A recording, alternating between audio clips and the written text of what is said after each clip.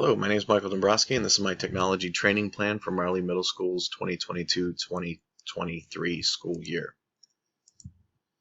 Again, my name is Michael Dombroski. This is my first year teaching English language arts at Marley Middle School. I'm a graduate of University of Maryland College Park and a current graduate student getting a Master of Education in Instructional Technology at the University of Maryland Global Campus. So teachers at Marley Middle School, we're still adapting to the increased use of technology, students as well, and our mandates with our learning management system. And while that technology use has increased, there's not a consistent leveraging of technology to promote things like critical thinking, communication, collaboration, creativity. We're more in like the substitution area, where we're teaching through the technology, but not necessarily being innovative with it. So and a big problem with that is our time, our ability to learn and transition to new tools, to get professional development opportunities that are actually differentiated and take into account our experience levels.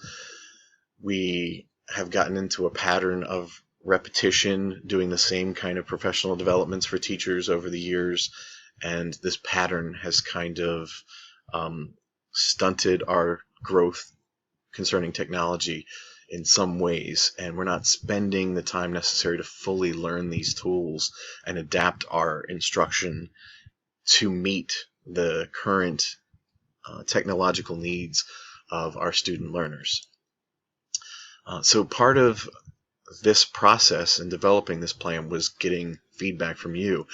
So our results showed that there's a variety of ways we're using technology in the classroom. Some of us are using it every day. Some of us are using it most of the day.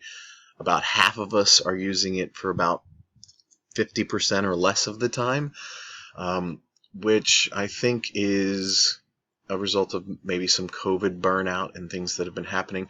But I think one of the things that was most identified in the needs analysis was that we don't have the time to learn the new technology and plan for instruction. That time is scarce. We need more of that time. We have the available technology. The tools are there. The Chromebooks are there. But we're mostly substituting what we did before by teaching through the technology and not necessarily being innovative and creative and giving students opportunities to create content and communicate content and understanding through that technology. So this plan is going to focus on that need, and you talk about how teachers are going to use technology to provide students with more creative opportunities, to be more innovative, more collaborative, and communicate their understanding of their learning goals within courses. And a lot of that is going to be through learning available resources, to create video presentations, to provide students with project-based learning, that they can create content and publish content that demonstrates their understanding of course goals. This is going to align with our IST standards for students and educators, and also with our Common Core standards for students to become creative communicators, and also for us as educators to be more effective designers of instruction through technology and leveraging that technology in our classes. How are we going to accomplish this? We're going to explore things like technology we already have, like WeVideo. We have a premium subscription with Anne Arundel County Public Schools for WeVideo. That is not being utilized in most of our classes. Our students aren't really aware of how to use it. Our teachers aren't necessarily creating content with it. And this is a really great resource for students to be more creative and engaging students with creative lessons. Screencastify, Screencast-O-Matic are free resources where we can take things like the available technology that students are already using, like their presentations where they're creating Google Slides or these one-pagers, and they can actually create video content that they can publish and watch each other's presentations and work and record narration rather than necessarily having to stand up and present in class, which we all know students have problems with sometimes.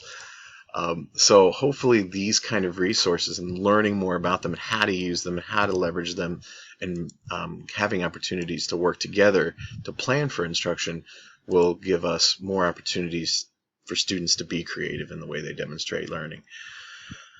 So we're going to stick to our usual PD schedule where we have Friday PDs every other week. That same requirement during our planning periods that we were all getting used to. And we're going to focus a lot in the beginning on kind of learning these resources, what's available, what the benefits of them are, before we start transitioning in. We'll have some tutorials, and some of these will be asynchronous. Some of these will allow you time to explore on your own. So it's not going to be all somebody standing up in front of you and talking at you. You'll be able to explore some of these resources on your own, in addition to having some support. And a lot of the asynchronous sessions that we'll have, you'll be able to reach out to some of our staff members who are a little bit more versed in these programs and get some feedback and get some help and get some support on that. So a lot of this will be time that you have to work rather than just time that we're taking from you. We want you to be able to explore these resources and then also to find ways to incorporate them into your lesson planning and create content and create lessons. So as we move through the year, we'll be doing different things. You'll see different ways to use these things, like shorter format things like the templates that WeVideo has, where you can create exit tickets, video exit tickets for students, where they're creating a video demonstrating what they learned or how they understand content in your classes. You'll have opportunities to work with other members of your content areas to create lessons, to create video content, sample project-based lessons. And you'll also be exploring other ways and simpler ways as we get through the year to turn presentations you already have, like Google slideshows and student work that they've created, into quick videos using some free video publishing resources like Screencastify, Screencast-O-Matic, which this presentation is being created with. And some of these videos that you're seeing in the background here were created with WeVideo, so a little bit more content there, a lot more to explore with the premium subscription service that we have, which is a very expensive service that we're not using as well. That includes things like stock video and stock photos and music. So hopefully these professional developments will be helpful to you. It's not going to cost a lot of money. We might have some sub coverage required for our training personnel throughout the year, and some planning time for our staff members who are going to be supporting you throughout the year. But that's not going to cost a whole lot. We're going to have more engaging and more fun instruction to support student learning.